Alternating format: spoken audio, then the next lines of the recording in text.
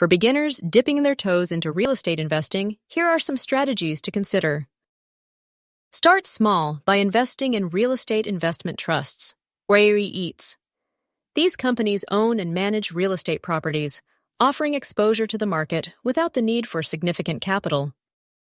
Dip your toes in the water with a small investment and gradually scale up as you gain confidence and experience. Look for properties that generate steady income through rental payments. Positive cash flow properties provide a reliable source of income to fuel your investment journey. Explore properties with potential for improvement or redevelopment. These value-add opportunities can unlock additional value and boost your returns over time. While Fundrise shines as a beacon of opportunity, it's not the only star in the sky. Consider exploring alternatives like REIT ETFs, real estate crowdfunding platforms, and real estate investment clubs to diversify your investment portfolio. In conclusion, real estate investing with limited funds is no longer a distant dream. It's a tangible reality within your grasp.